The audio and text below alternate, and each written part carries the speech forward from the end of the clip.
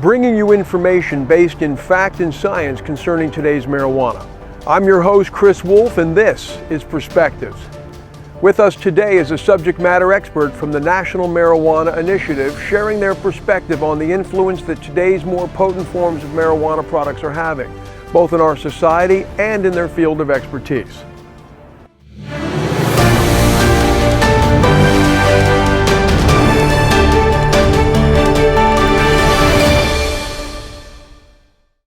We're here today with the Executive Director of the National Drug and Alcohol Screening Association, Joe McGuire. Joe, welcome. Thank you. Nice to be here.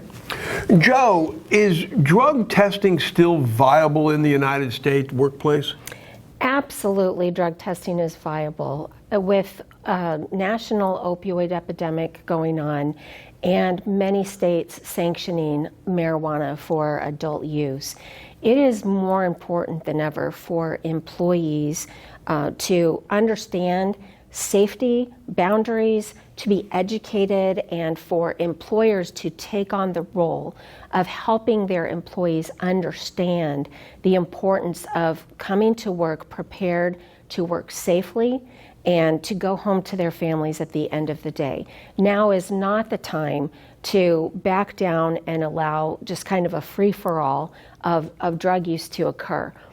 We have to, one of the things I say all the time, we have to take care of people. That is our responsibility. So think about if this is your son or daughter in the workplace and they have a problem and this is an opportunity to keep them safe. Would you want to enforce your safe and drug-free workplace? Would you want that enforced for your child? And we always come back to the answer of absolutely. So to me, now is the most critical time in history to care about these issues. And in the workplace, how impairing is marijuana? You know, people really misunderstand that marijuana is significantly impairing. Because it's being marketed to us for the purposes of winning elections in states toward legalization, we're being told that it's harmless and like a glass of wine, when the reality of it is marijuana is more potent than ever before. What does that mean? It means for your employees who are using this product, it's not the same thing that you knew in the 70s and the 80s. This is stuff that has a longer lasting high. We're talking about THC potencies that used to be 1 to 3% and now are between 60 and 99%. So we know that we have trouble with multi-divided attention tasks. We have people that have anxiety attacks, panic attacks, delusions, hallucinations.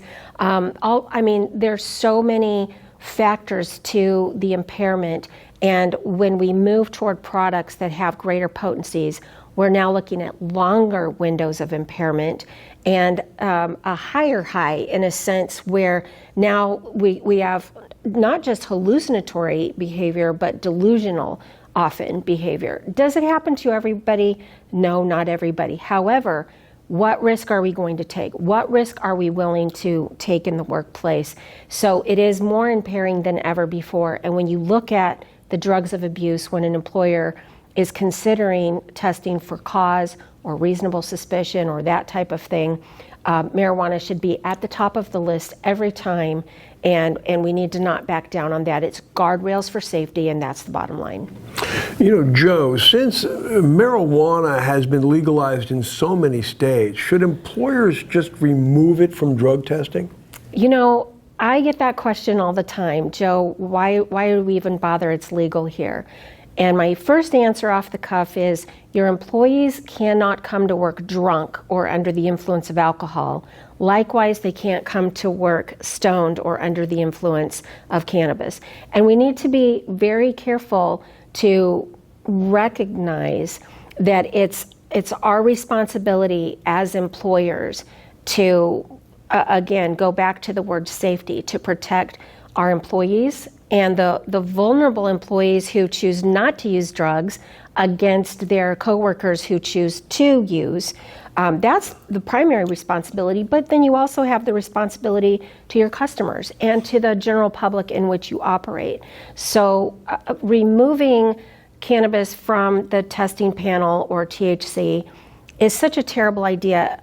not only for those reasons, because I'm saying safety, safety, safety, but secondly, to not do so gives all of the liability on an employer for accidents and injuries and potential fatalities that occur. So employers need to understand that those employees that use marijuana tend to have 55% more industrial accidents, 85% more accidents and injuries that lead to medical attention, 75% more absenteeism, and 40% of all work fatalities are caused by employee drug use. When you look at the hard numbers, removing THC from the drug testing panel is a very bad idea. So do employers still have the right to enforce their drug-free workplace policies? That is such a good question, Chris. The answer is absolutely yes. And while we have many states that have made attempts in the last few years to restrict employers' rights, at this point in time, there are still allowances in every state in the U.S. for a safe and drug-free workplace, particularly where there are safety-sensitive employees. So, for instance, a lot of people will say, in New York, no more drug testing. That is not true. New York has put some boundaries around drug testing that employers can do, but if you read through the whole law, employers are still allowed to have safe and drug-free workplaces, to test for post-accident where they suspect drugs could have caused the accident. They're allowed to do reasonable suspicion testing, and that's probably the most rigid state. But in every other state in the union, 100% employers have the right to protect their workplaces, and it is absolutely vital that employers look at their workplace drug and alcohol testing policy, follow your state laws, do some revisions and updates, but keep those guardrails and fences around safety, and don't take on that liability, and make sure you're protecting people. Joe, you are always such a great guest. Please come back, and thank you so much for being here. Thank you. Absolutely. Thank you so much. To learn more facts about today's marijuana and its impacts, visit the National Marijuana Initiative's website at www.thenmi.org. Thank you for joining us for this episode of Perspectives.